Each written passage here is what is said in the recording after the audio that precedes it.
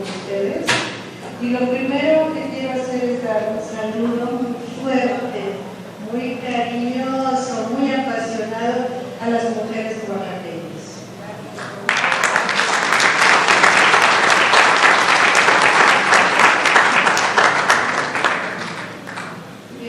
Pues voy a presentar una panorámica, entonces voy a tratar de ir rápido porque son muchas cosas las que están contenidas ahí, pues tratando de que no se me quede nada en el tintero, pero yo no estuve ayer, estuve hoy en la mañana y con lo que estuvimos saliendo de las presentaciones hoy en la mañana, nos queda claro cómo en todos los lugares más o menos está aconteciendo algo muy similar. Las fuerzas que se mueven son las mismas, los modos en que se están moviendo se parecen, siempre por supuesto adecuados a las situaciones particulares, a los casos, pero lo mismo que vamos a ver con una minera de Colombia, lo vamos a ver con las eólicas de Oaxaca, lo vamos a ver con trabajos de bioprospección en la Amazonia. Es decir, están ocurriendo cosas muy similares y no es casualidad. O sea, el hecho de que hablemos del capitalismo como sistema, el hecho de que hablemos a veces de la globalización, no es algo trivial, digamos que es algo que tiene implicaciones muy fuertes en la dinámica de conjunto. Y entonces cuando decimos el capitalismo es un sistema mundial, quiere decir que justamente va a estar presentándose en cualquier lugar del planeta de acuerdo a cómo él es y va a seguir siendo el mismo que es, aunque a veces adopte formas distintas. Entonces tenemos un cierto tipo de relaciones sociales, un cierto tipo de relaciones de poder, de relaciones de dominación que están en todos lados. El Pentágono, que es quizá el centro pensante más importante que tiene el gran poder mundial, ha elaborado un concepto que a mí me parece que es muy ilustrativo. El Pentágono habla de la dominación de espectro completo. ¿Qué quiere decir dominación de espectro completo? Lo está emitiendo un ente militar, pero ese ente militar sabe que es un brazo de todo ese sistema de poder, que no es el sistema de poder, que no excluye a los otros brazos. Es decir, no podemos imaginar hoy lo militar sin lo económico, sin lo mediático, sin lo comunicacional, sin lo tecnológico, sin lo cultural. Lo cultural, que insistió mucho esta mañana, Ana en particular, es algo importantísimo. Para tener hegemonía en el mundo es necesario que los otros piensen como nosotros o acepten nuestros modos de pensar como únicos o como imposibles de revertir. Y eso es un elemento central básico, es decir, es un problema de cabezas, tanto como de territorios. Este es otro territorio y es un territorio que se ha intentado colonizar por lo menos desde hace 520 años y que se sigue intentando colonizar permanentemente hay invasiones en nuestro modo de pensar, en nuestro modo de entender la realidad, en esos sentidos de realidad que se están creando, y a partir de ahí es que nosotros empezamos a pensar también como los dominadores.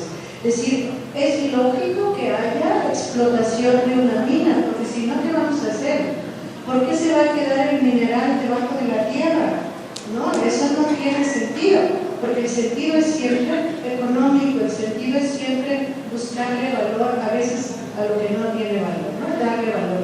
Y entonces empezamos a pensar con esa misma lógica y de esa manera aceptamos aunque sea implícitamente, aunque sea sin darnos cuenta, esa sumisión de los sentidos de realidad, del conocimiento, de los modos de pensar. Y los modos de pensar son prácticas. Uno no puede tener una práctica material, una práctica relacional, si no la está pensando, si no la está asumiendo, si no se convence de ella. Y entonces nos vamos a relacionar con los otros, nos vamos a relacionar con la naturaleza, con el territorio, de esa misma manera. Entonces es algo muy importante, tan importante que el Pentágono lo puso como centro de su estrategia de dominación planetaria. Y nosotros tenemos también que asumir el desafío de que esto sea el centro de nuestras estrategias de liberación, de emancipación, de construcción del otro mundo. Hace un momento en las intervenciones hubo un compañero, Salvador, que hablaba de la emancipación tiene que tener también 1000 cabezas. Sí, efectivamente, la emancipación tiene que estar en todos esos lados donde se está presentando la dominación. Es decir, ahí donde hay intento por establecer relaciones de poder, donde hay intentos por quitarnos la capacidad de autodeterminación, por hacernos pensar como nosotros no pensamos, allí mismo tienen que estar nuestras rebeldías, nuestros procesos de emancipación, nuestras resistencias, ¿no? Y desde ahí tenemos que estar construyendo. Entonces, si el Pentágono habla de dominación de espectro completo, yo hablo de emancipación de espectro completo. Y si no es así, creo que no puede ser. Si nos circunscribimos a una de las dimensiones, vamos a perder, porque todo es un complejo que nos lleva, que nos dinamiza, que nos maneja, ¿no? Que nos permite vivir en el planeta también. Entonces, con esto, digamos, como telón de fondo, yo voy a tratar de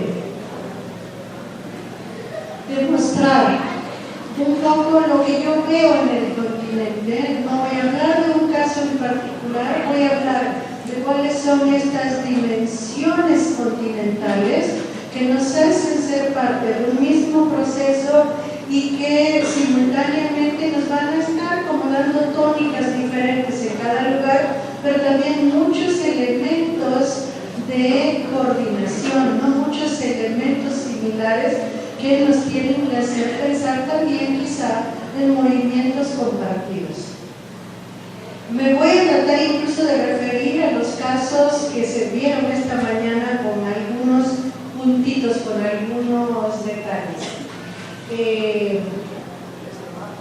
Una de las cosas que yo quiero también poner como, digamos, como telón de fondo, como punto de partida, es la idea de las fronteras de la que se hablaba hace un rato. ¿Quién nos puso las fronteras? ¿Quién ha marcado esas líneas? ¿Por qué hoy no logramos salir de esas líneas? Porque hoy decimos es que somos México y México va de aquí a aquí y no somos más que eso, ¿no? Somos mucho más que eso. Eso fue una cárcel, eso fue una manera de fragmentar, de subdividir a las poblaciones que había en este continente y fue una manera de controlarlas desde que llegaron los europeos a estas tierras. Y hoy nosotros lo reivindicamos. Yo no digo que no reivindiquemos un cierto sentido de pertenencia comunitaria que puede pasar por lo nacional, pero que nos demos cuenta que eso nacional marcado así es un nacional impuesto, era un nacional dominador, colonizador, de control. Lo mismo que van a ser todas las instituciones que se fueron imponiendo a lo largo de estos 500 años. Es decir, los estados, las relaciones interestatales, ¿no?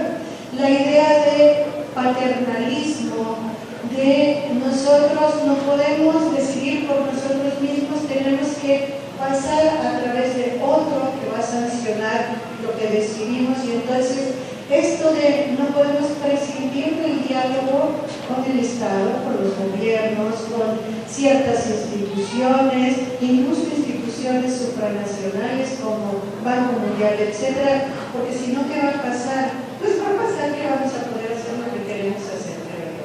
Entonces también yo quisiera relativizar así esto, porque eso nos va a llevar a unas discusiones que ya aquí se plantearon esta mañana, supongo que ayer también, que están presentes en todos los foros de debate de movimientos y que nunca terminamos de atrevernos a entrar a la discusión. Entonces, al final les voy a plantear algunas provocaciones que yo sé que son muy difíciles y que yo sé que a muchos no les gustan, pero que creo que tenemos que hacernos cargo de ellas porque si no, no vamos a salir adelante.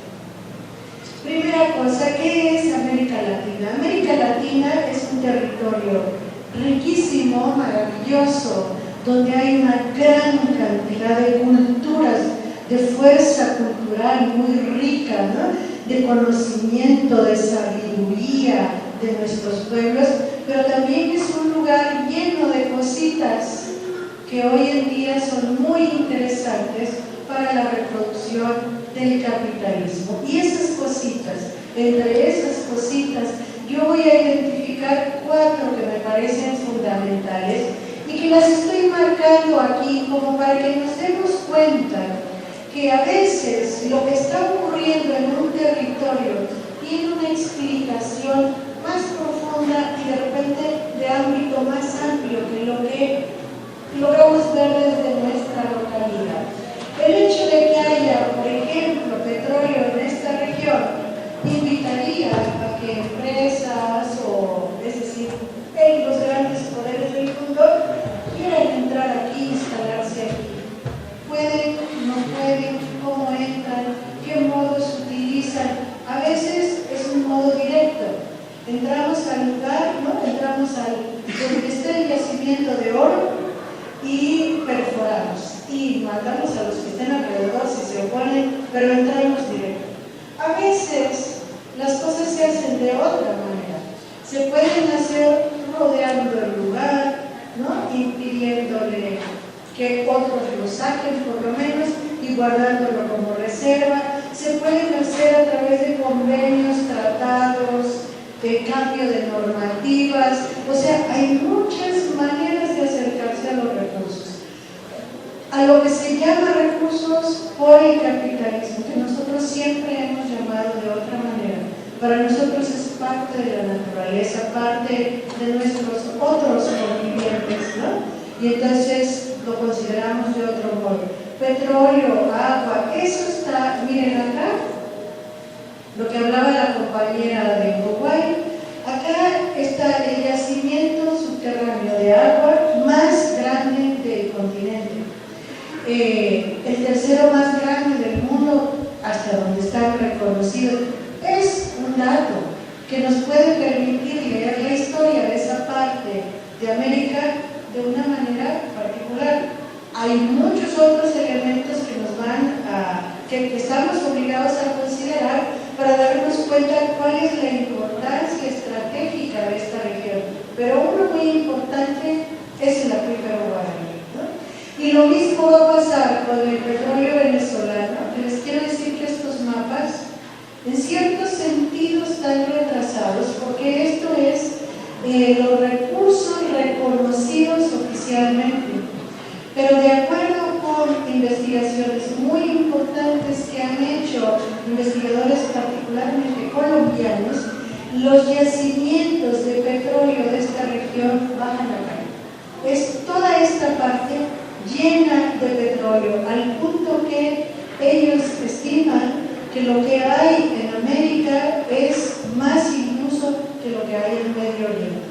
Actualmente nosotros reconocemos 65% del petróleo en Medio Oriente, ¿no? Y miren cómo está Medio Oriente, miren cómo está pulverizado por guerras, ¿no? Y sigue siendo. Y la idea que ellos tienen es que el problema que tenemos en esta región es que las guerras tienden a aumentar acá porque todo eso son yacimientos petroleros.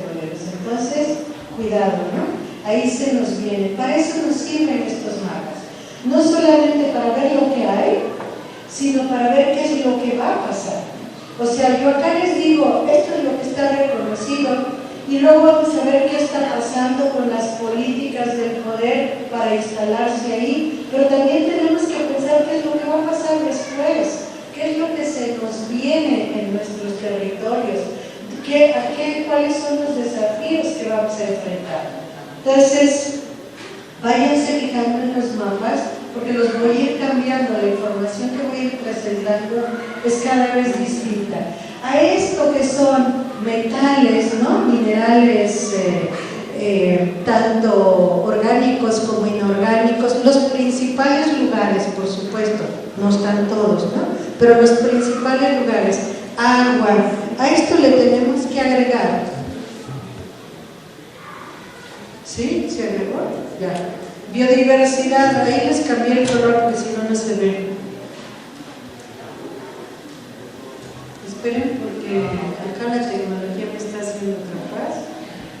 Yo quiero estar en el mapa anterior. Para que observen también estos grandes yacimientos genéticos que hay en el continente.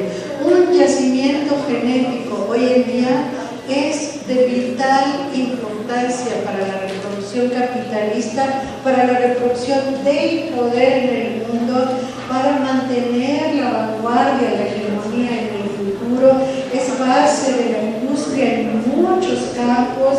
O sea, un yacimiento genético es tanto o más importante que un yacimiento de oro, porque además un yacimiento genético es vida. Y la vida es lo que está siendo controlada en este planeta. Es decir, el poder necesita someter a la vida para poder realmente expandirse y dominar. Ahora sí, ¿cuáles son las diferentes maneras como se ha estado entrando a nuestro continente? Que tienen que ver con cada uno de nuestros países y a la vez con todos, ¿no? Tratado de Libre Comercio en América del Norte fue la punta de lanza, fue el primer modo que se ensayó, y a partir de ahí, miren ustedes, o sea, un paradigma, ¿no? un modo particular que se extiende y de repente abarca casi todo el continente. Cada lugar va a tener su política distinta. Estos lugares que no están en estos tratados tienen otro tipo de política, se hacen convenios de otro tipo, se hacen estos intercambios diplomáticos, ¿no? Diciendo como ustedes son casi igual de poderosos que nosotros, entonces vamos en igualdad de circunstancias, llegamos solo a un convenio, nosotros somos de los grandes. En todas partes del continente hay algo así. De repente acá la compañía cubana va a brincar, porque el no en todas partes del continente. Cuba es una excepción en muchas cosas, ¿no? Frente a estos tratados de libre comercio, esa mente geopolítica tan brillante que tuvo el presidente Chávez, empezó a pensar junto con País y Cuba, junto con Fidel Castro, pensaron, bueno, si la cosa tiene así tan dura, vamos metiéndole algún contrapeso. Y el contrapeso empezó a ser de repente el ALBA. Y ALBA era algo importantísimo, sigue siendo algo importantísimo, no estaríamos aquí si no, ¿no? Sigue siendo algo importantísimo, pero por supuesto, cada acción, cada movimiento en geopolítica siempre pasa así. Geopolítica nos indica que hay una historia viva y que si yo doy un paso, el otro me va a buscar la vuelta y viceversa. O sea, nosotros también tenemos que estar muy ágiles para buscarle la vuelta a las políticas del poder. Y el poder buscó su vuelta. Y entonces dijo, así, Alianza del Pacífico, vámonos, hacemos un corredor. ¿Qué es lo que hizo este corredor? Fíjense lo que hizo. Dejó separados territorialmente a todos los países del ALBA, ¿no?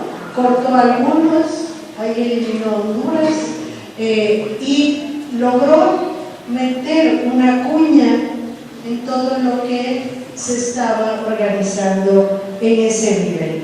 Eso es nivel de tratados, es decir, yo por lo menos identifico 3 brazos muy importantes de esta política o esta estrategia de dominación que van caminando simultáneamente. Y entonces vamos a ir viendo un tratado de libre comercio caminando al mismo tiempo que algunos megaproyectos de infraestructura que ya también se mencionaron hace un rato, como son IRSA en el caso de América del Sur. Acá falta una línea que acaban de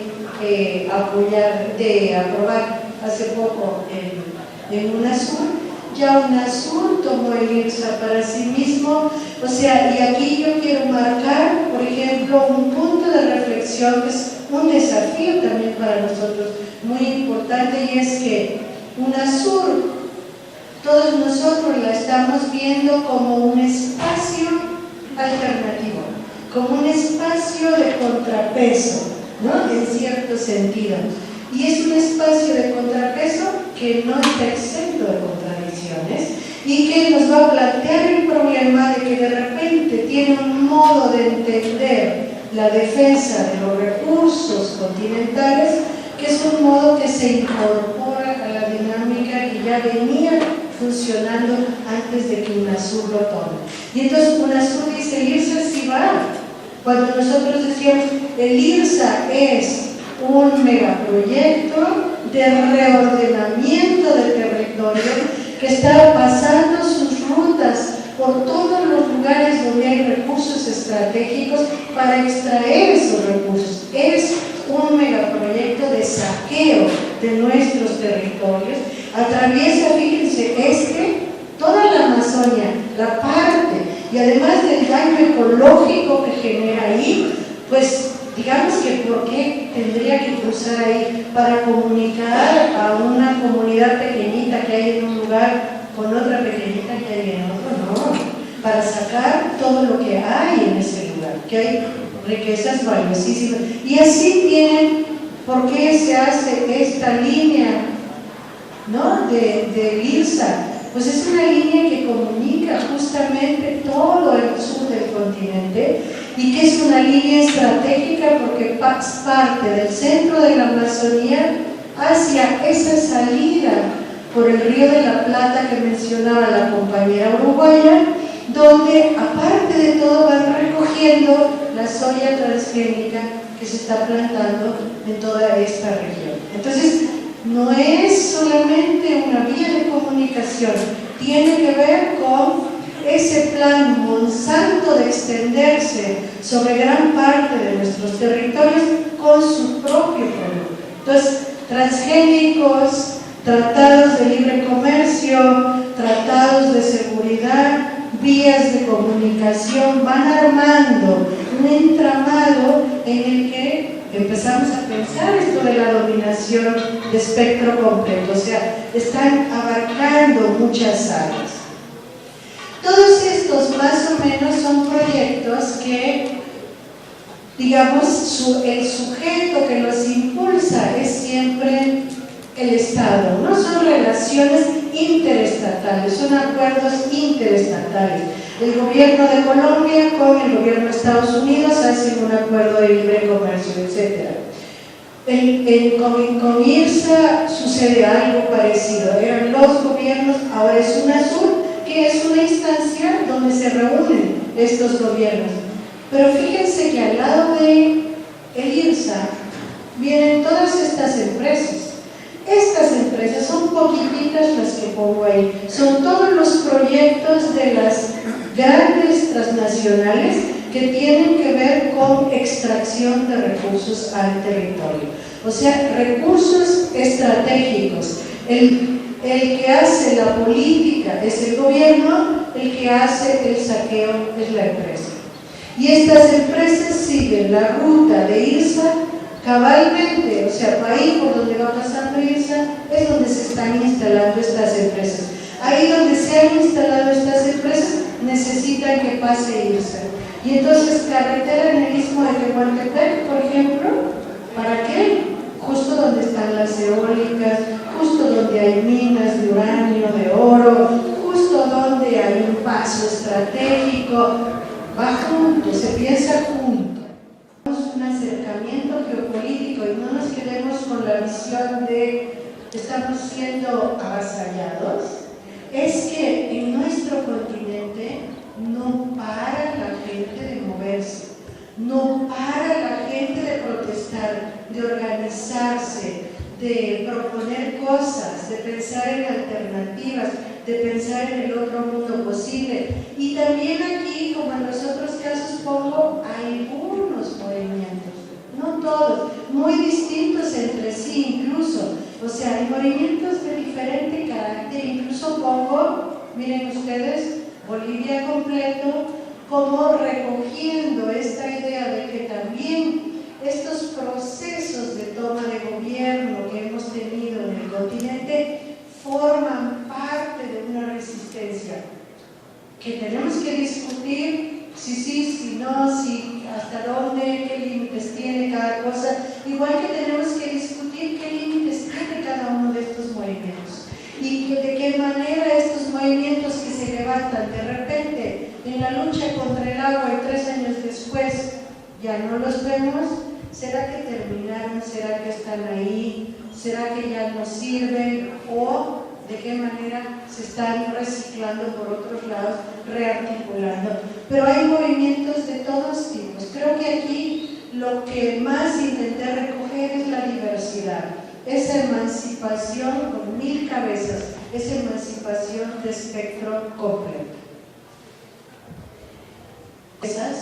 Y 2 lugares también con proyectos culturales distintos, comunitarios, con pensamientos diferentes y que entonces están siendo penetrados militarmente. Yo quiero que vean ustedes, fíjense, marqué aquí la situación militar en que se encuentra Estados Unidos, digamos lo más grueso de esta situación militar, en que se encuentra Estados Unidos en América Latina y el Caribe, por eso nuestra América, por Martí también, en el año 2007. Y del año 2007, agregando algunas cosas que ocurren en el mar que a veces no estamos acostumbrados a considerar territorio. O sea, el mar es tan territorio como la tierra. El mar es un territorio absolutamente estratégico. El mar es lo que envuelve la tierra y es lo que nos permite en algunas ocasiones tener un mejor control de esa tierra. Y en ese mar ocurren cosas. Hace rato ya hablaban de la cuarta flota, que es esa línea naranja. Pero todos los otros son ejercicios, ni siquiera todos, que se están realizando permanentemente alrededor del continente. ¿Cómo pasamos a 2013? A 2014, dice ahí. De 2007 acá, miren cómo se llenó el mapa de datos. Se llenó el mapa de datos de muchas cosas que empezaron a ocurrir en ese momento y que fueron sumando, y al ir sumando llegamos a una cuenta muy distinta. Nosotros teníamos en 2007 17 bases militares de Estados Unidos reconocidas.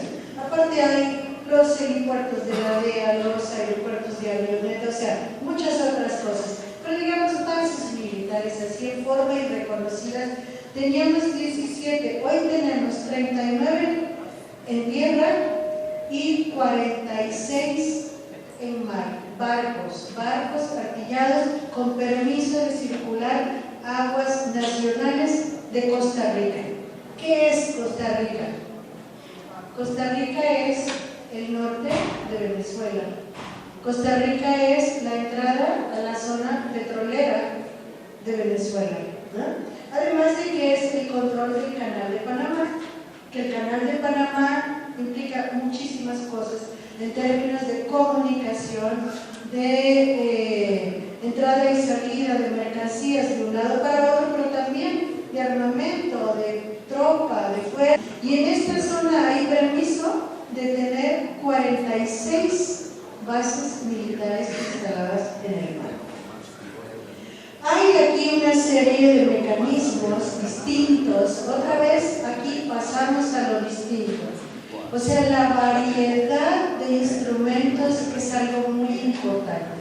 Vamos a tener instrumentos que son acuerdos, ¿no? Vamos a tener ocupaciones, un golpe de Estado, instalación de nuevas bases militares, ya hablaba el compañero hace rato, Gilberto. En estas bases militares es donde se está aplicando la mayor cantidad y mayor porcentaje de presupuesto que tiene la DEA hoy en día para el continente, porque se está montando un centro de operaciones de altísima tecnología que es el que va a servir para el monitoreo, control regional. Honduras, decía el compañero, es la parte de Centroamérica más cercana a Cuba, ¿no? Haití es otro lugar también favorecido por estas políticas, al ladito de Cuba, 70 kilómetros. Todo esto es control de esta área del Gran Caribe, donde está la mayor cantidad de recursos petroleros de América, donde hay muchas cosas muy importantes, la Amazonia, es decir, todas esas cosas que mencionábamos en el mapa de recursos, pero también donde hay movimientos, movilización, ¿no? Resistencias.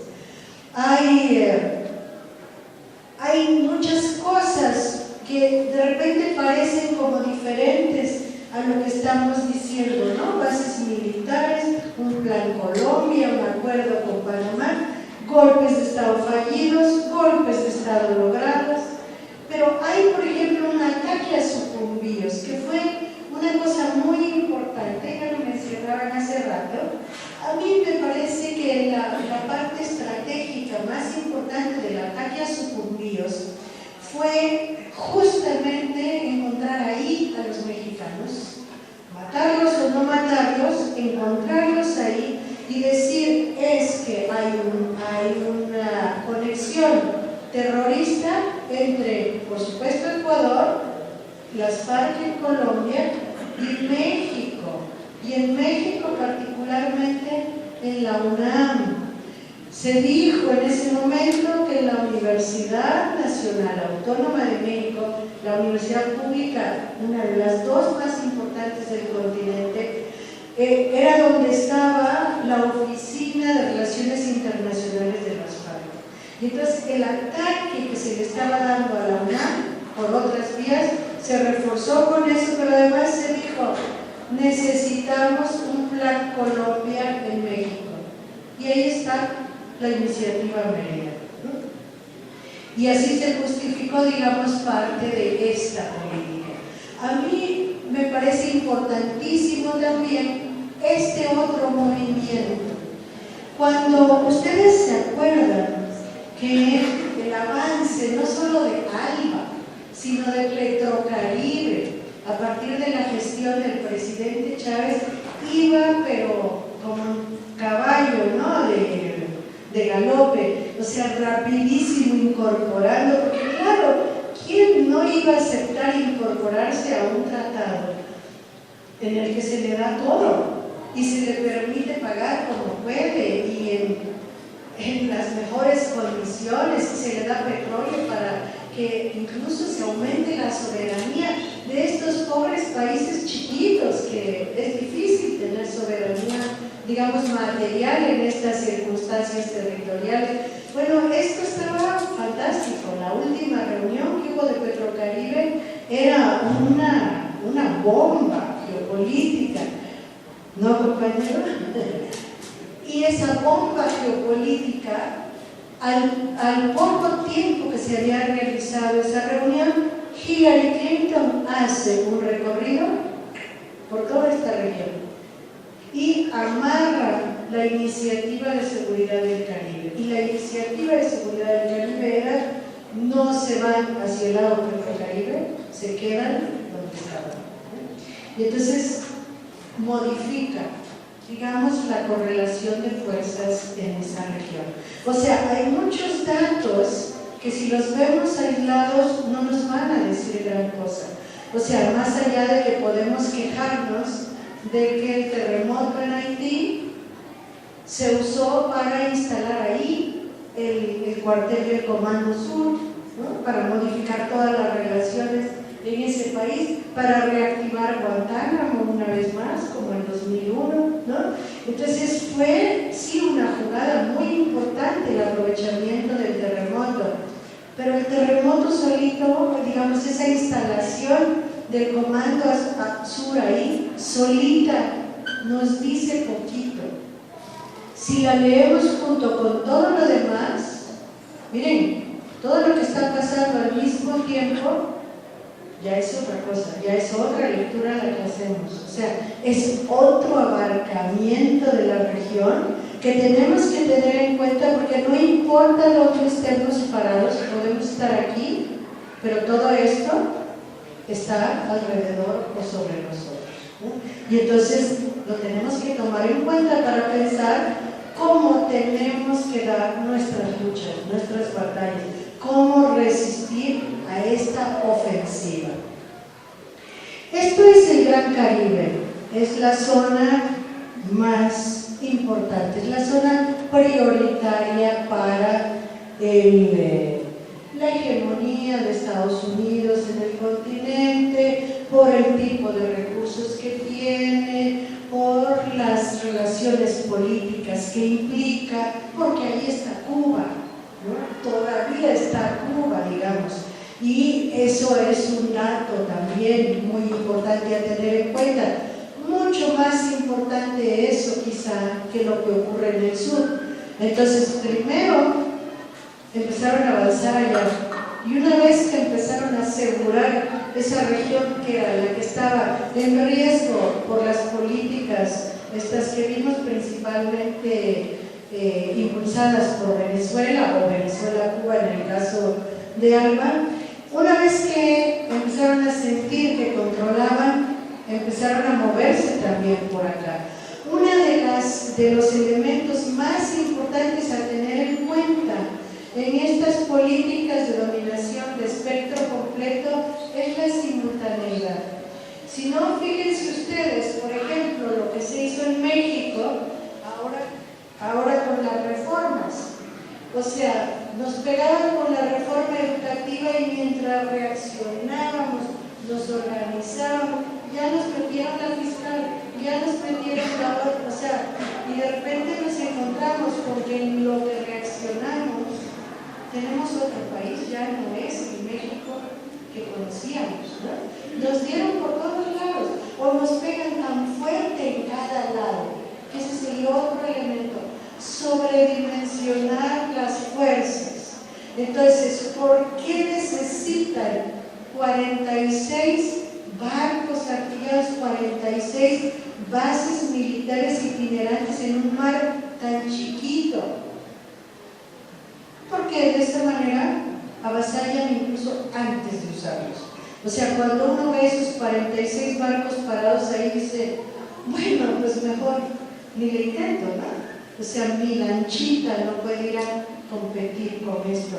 Entonces hay también una idea de sobredimensionamiento de las políticas del poder para no solamente intimidar, paralizar, para ese trabajo que decíamos en las mentes, ¿no? Que nuestra mente, por más que piense, diga, es que la verdad, ante esa fuerza, por más que yo quisiera, no puedo hacer nada, ¿no?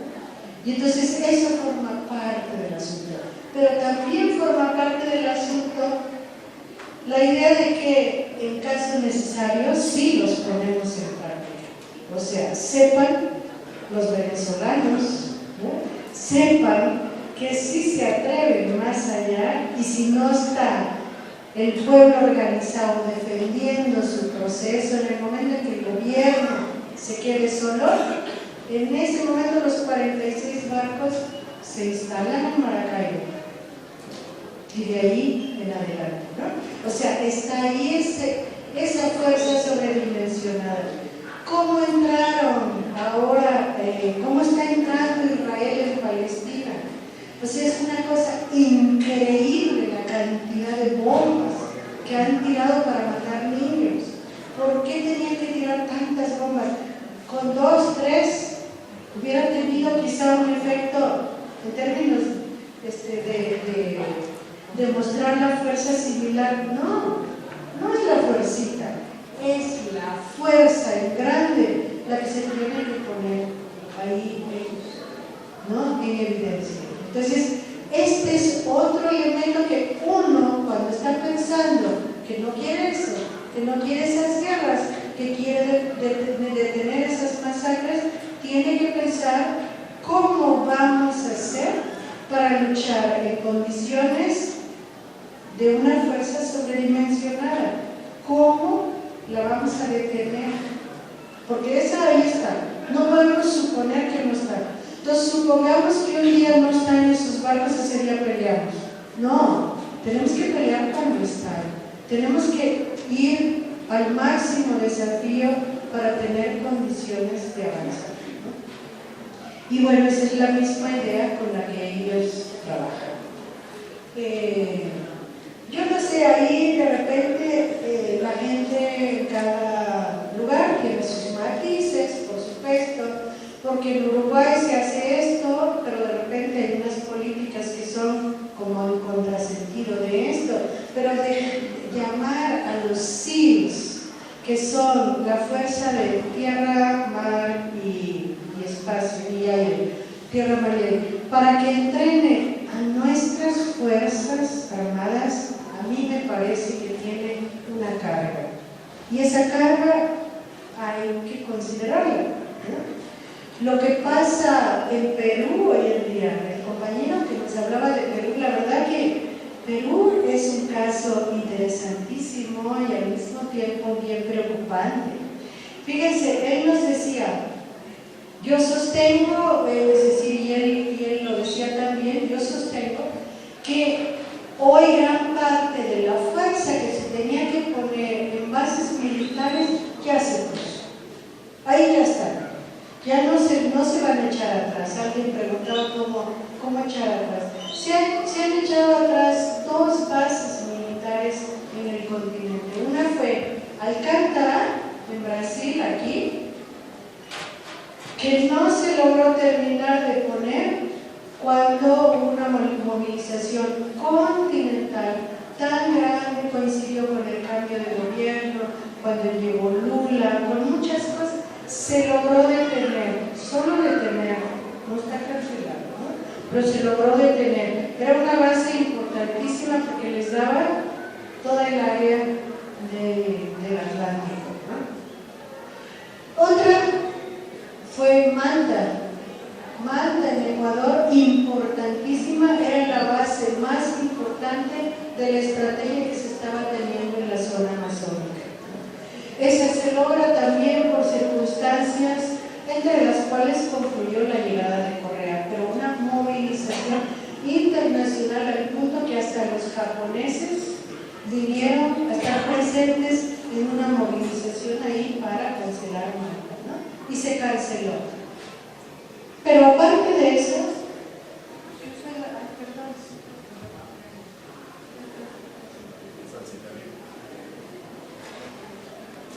música y no sabía de qué es mi teléfono, perdón. Aparte de esas, digamos que las bases que están puestas y tenemos que contar con que es así. Y ahí es donde estamos, ¿no? Y ahí es donde estamos peleando. Pero esas se ven mucho, ya están muy identificadas. Y entonces, ¿ahora qué se hace? Se están instalando. El compañero decía como escuelitas de las Américas, es decir, centros de entrenamiento. Eso es algo muy importante y con variantes muy interesantes. Acá, en un momento hubo una situación difícil porque había en el Ministerio de Defensa pues un militar, digamos, nacionalista, que entonces se opuso a los acuerdos con la embajada. Yo vi lo que la embajada había enviado como protocolo de convenio para instalar ahí una base militar en esta región, ¿no? Y como esto es inadmisible, era un protocolo impresionante que cedía todo, ¿no?, a los militares norteamericanos que iban a entrar ahí. Entonces él dijo no. Entonces eso se trasladó a la policía y lo que se hizo fue empezar a pensar en centros de entrenamiento, no necesariamente bases militares, y entonces se pueden hacer, son mucho más flexibles porque pueden ser con la policía, con policías militares como nuestra PFP, ¿no?, que es policía militar, que es una combinación. Se pueden hacer con otro tipo de cuerpos y recuerden que acá las policías son las que reciben entrenamiento militar de los colombianos, no es el ejército, son las policías. Todos los convenios que Lugo nunca canceló, que se tenían desde antes de su llegada, con los colombianos se siguieron manteniendo y esos dieron lugar a este centro de entrenamiento en el que se está capacitando al personal local. Otro muy interesante que es de ese tipo es el de Concón, en Chile. Justo después de las revueltas estudiantiles, lo que se hace es un centro de entrenamiento para lucha urbana. Entonces, como ahí el problema era justo los estudiantes movilizados en las ciudades, entonces lo que se necesita es fuerzas para contener la resistencia urbana. En otros casos va a ser resistencia rural, en otros va a ser combinado, en algunos tiene que ver con las minas, en otros tiene que ver, yo lo que no coincido es que creo que la que sustituye a Manta es Chiclayo, no Brae. Brae tiene otras características, creo yo, pero la de Chiclayo sí está pensada como para sustituir la demanda que estaba acá, y entonces listo, ¿no? Tiene la misma entrada casi a la Amazonia. Estos centros de operación están casi todos, creo que todos, no casi todos, todos en zonas de conflicto social. De esos nuevos conflictos sociales que tenemos hoy en nuestros países, en todo el continente, o sea, conflictos socioambientales, les llaman algunos, conflictos que tienen que ver con territorio, con autodeterminación sobre el territorio, con modos de vida y organización social, donde hay, por ejemplo, propuestas comunitarias de organización social. Es ahí donde se intenta, no sé, hacer algún tipo de penetración, de trabajo, como para desmovilizar este tipo de movilización. Perú es un caso muy interesante porque Perú es el que le da en gran medida, ¿no?, la salida a Brasil, en toda esta parte que es productora de minerales, es productora de soya, transgénica, incluso maquiladoras, es decir, hay muchas cosas en esta parte de Brasil y su salida al Pacífico va a través de Perú. Ese es un dato muy importante. Perú es un país megadiverso, es uno de los países más ricos que hay en el continente desde el punto de vista de la biodiversidad, y entonces Perú mismo es un caso que interesa mucho para ser explotado, y esa explotación es sobre la naturaleza, pero para explotar la naturaleza hay que romper la relación de la naturaleza con el ser humano, con las comunidades. Por eso el BRAE es un punto muy importante de ataque a lo comunitario, porque se presenta como un centro desde el cual se puede reactivar la idea de sendero para represión social. Entonces, represión social que se va a extender para todos lados, ¿no? Por supuesto, la zona minera del norte también tiene políticas similares. Se acaba de aprobar en Perú, que el compañero no mencionó, pero que también es muy importante, una ley que no solo permite, promueve la privatización de todos los recursos de la biodiversidad, La privatización, ¿verdad?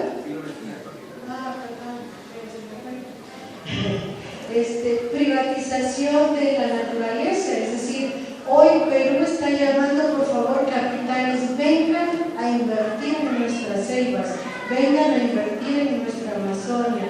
O sea, en muchos lados eso está ocurriendo. Perú es un caso emblemático por muchas cosas, por su ubicación geográfica en el centro, pero también porque aquí hay, podríamos decir, permeabilidad, podríamos decir complicidad, entusiasmo, incluso apasionamiento con esas políticas del poder, y entonces se están metiendo la cantidad de convenios militares que ha hecho Perú con Estados Unidos en estos últimos 3 años son impresionantes. En ningún lugar del continente se han hecho ejercicios militares tan amplios y tan abiertos como los que se han hecho en Perú. Es decir, es un país al que hay que ponerle mucha atención, que era un país que aparentemente no figuraba mucho, ¿no? Y es la correa de transmisión de este Plan Colombia extendido, que es ese corredor de seguridad, que es ese corredor también económico que se está construyendo con la Alianza del Pacífico. Entonces, territorialmente, es muy importante ver estas estrategias. O sea, quizás si yo se las cuento sin ver los mapas, no sacamos tantas conclusiones, ¿no? Pero si ustedes mismos están viendo los mapas, yo les estoy poniendo información, yo les estoy dando parte de mi lectura, pero ustedes saquen la suya. O sea, ya los tienen ahí, saquen su propia lectura. ¿Qué cosa se me quedó de lado y que era importante y ahora ustedes dicen, no, porque yo sí vivo ahí, pegado a ese lugar, y fíjate que lo que está pasando es tal cosa, ¿no?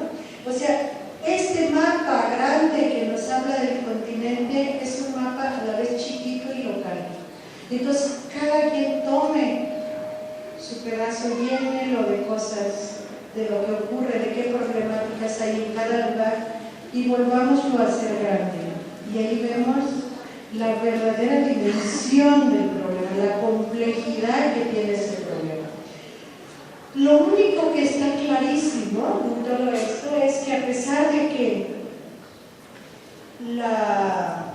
estas políticas son muy fuertes y, como yo decía, son de avasallamiento, ¿no? De sobredimensión de la fuerza, además tienen un tercer ingrediente, simultáneos, y un tercer ingrediente son impunes. La impunidad es un elemento terrible para la desmovilización.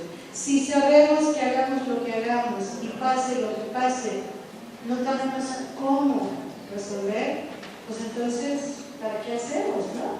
Mejor nos sentamos a llorar. Pero la impunidad implica que estamos reconociendo también sistemas jurídicos, sistemas legales, que justamente son los que están prohijando la impunidad y que no necesariamente son los nuestros. Por eso, por ejemplo, las justicias comunitarias, todos estos sistemas alternativos de justicia que hay en Oaxaca, que hay en Chiapas, que hay en otros lugares, incluso de América Latina, son tan importantes, hay que cuidarlos, tienen que ser siempre con una fuerza moral tremenda, porque es lo único que permite contrarrestar la impunidad. La impunidad es algo que, la verdad, fractura muchísimo, ¿no? Y aunque todos tengamos esa fuerza que se mencionaba en la mañana, varios mencionaron, ¿no? Sí, pero de aquí no nos movemos. ¿Quiénes son los valientes que se quedan, que siguen luchando? Sí, pero para seguir luchando necesitamos también condiciones. Tenemos que crear nuestras condiciones de lucha y tenemos que crear nuestras condiciones de no impunidad, ¿no? Tenemos que tener condiciones que nos permitan dar pasos firmes hacia adelante. ¿Qué quiere decir esto? Quiere decir que otra vez hay que pensar los estados, los gobiernos, los tribunales supremos de justicia, las legalidades, los sistemas, ¿no?, de leyes. Hoy nosotros tenemos leyes en este país que dicen que el petróleo se entregue. ¿Vamos a defender esas leyes? ¿Qué vamos a hacer con esas leyes? ¿Vamos a impugnar ante las instancias que las aprueban? O sea, ¿vamos a depender de que en la Cámara de Diputados o de Senadores cambien de opinión? O sea, tenemos que crear nuestras propias condiciones, y ahí viene la discusión, entre otros, de cuáles son nuestros espacios de lucha. ¿Cuáles son? Yo creo que todos son nuestros espacios de lucha. Tenemos que hacer de todo espacio un espacio de lucha, un espacio de construcción. La lucha es construcción de alternativas, es construcción del otro mundo. Pero ¿cómo los hacemos? ¿Sometiéndonos a sus reglas del juego o volteándolos de manera que estos espacios se conviertan en espacios nuestros? Eso es algo muy importante.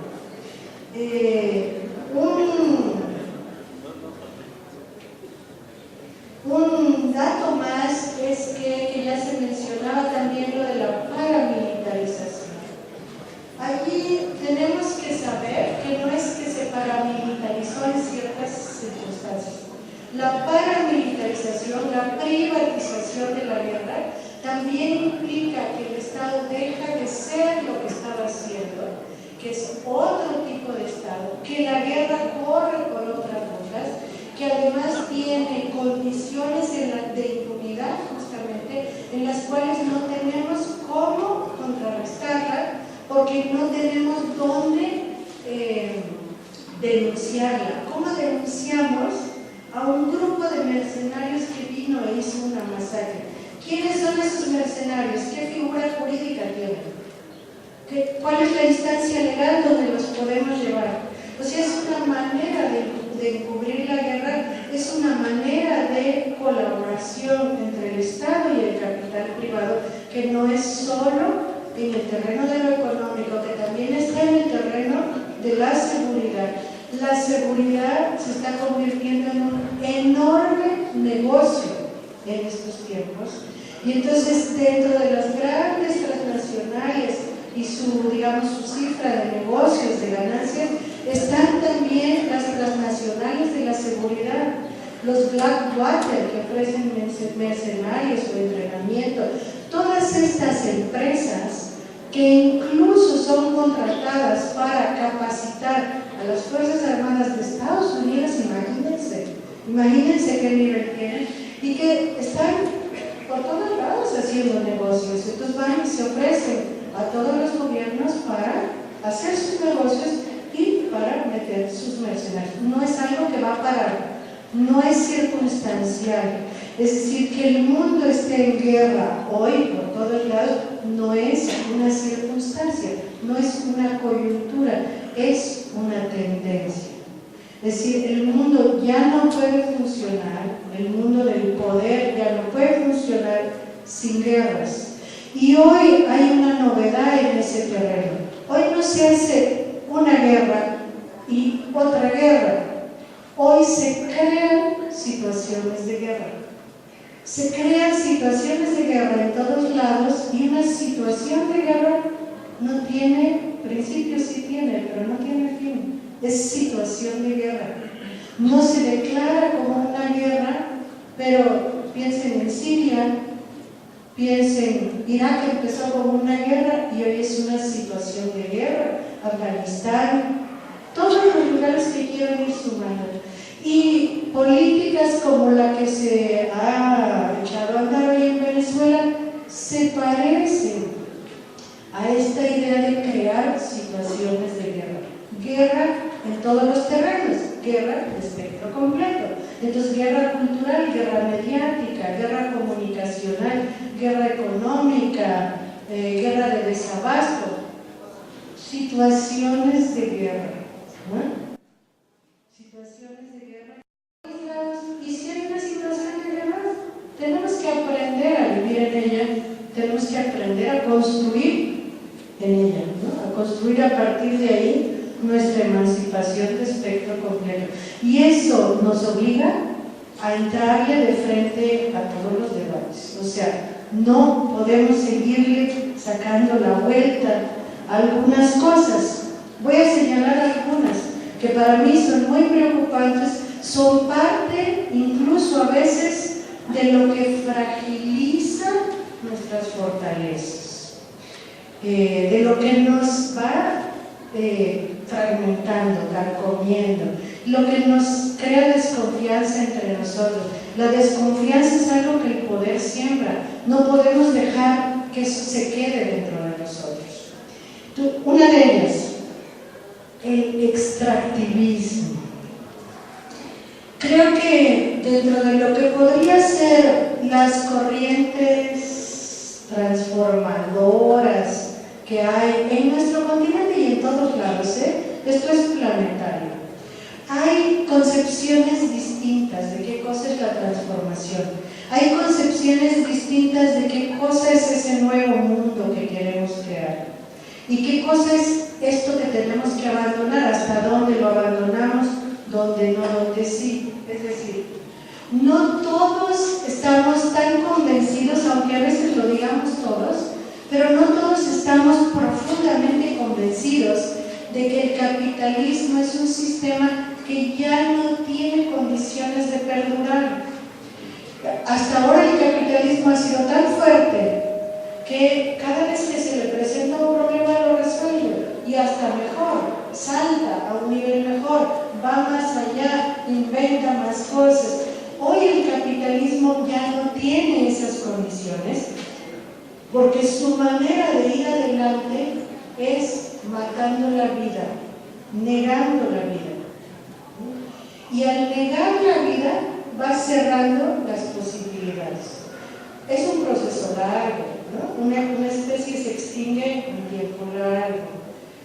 Pero todo lo que ha ido logrando y así va a pasar en todos los lugares. O sea, yo he visto elecciones, es más, lo que yo he visto en el siglo XXI, incluso era algo que yo discutía en Venezuela, nos metieron en una dinámica de elección cada 3 días que fue mucho más lento el proceso de construcción de lo que hubiera podido ser. Tan preocupados por que las elecciones sean limpias, sean puras, se hagan cada vez, está bien, hay que hacerlas así, ¿no? Pero hay otra elección, ¿no? Y iba uno a los 15 días, ahora es de alcaldes, ahora es de gobernadores, y ahora de presidente, y todo porque el reconocimiento internacional, para que no digan que en Venezuela no hay democracia, la democracia estaba en otro lugar. Y tenemos que reivindicar que la democracia se hace en otros lugares, no en las urnas solamente. Las urnas son algo que está por ahí, los votos son algo que está por ahí, pero la democracia hay que ejercerla, hay que practicarla en todo momento, en todo lugar, ¿no? En toda circunstancia. Me parece modestamente, y la verdad sé que es una provocación.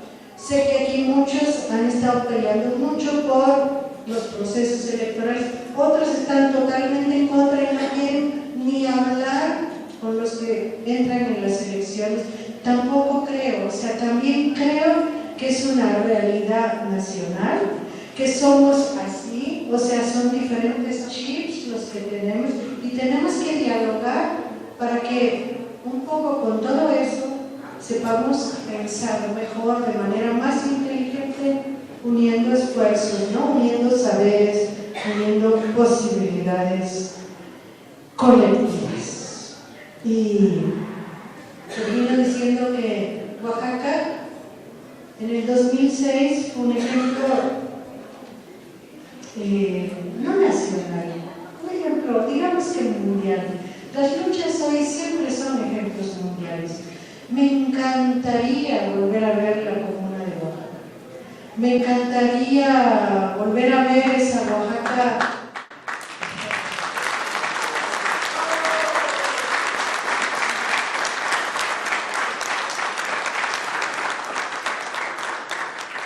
Esa Oaxaca fuerte, unida, que nos enseñó tanto No se puede imaginar desde dónde se miró Oaxaca en aquel momento. Todo el mundo sabía, todo el mundo decía un lugar rarísimo, se dice Oaxaca, ¿no? Y nadie lo sabía pronunciar, nadie sabía dónde estaba. Está en México, pero ¿dónde? En el norte, en el sur, no importa. Estaba en todos lados. Y eso es algo que se construyó en algún momento, y es algo que de algún modo se perdió en parte por estas discusiones de las elecciones, en parte por estas diferencias de aquellos que dicen la salida es industrializar, es discurso dirigido al compañero. De repente nos parece que industrializar es el camino, pero estamos depredando. ¿Cómo hacemos para pensar en las dos cosas? No nos vamos a quedar atrás. Tenemos que debatir en la escena internacional, tenemos que saber que hay poderes con ganas de caernos encima, pero también tenemos que construir ese otro mundo. Si no lo construimos hoy, no nos va a dar tiempo de ganarle la carrera al capitalismo, a la dominación, al poder. Entonces,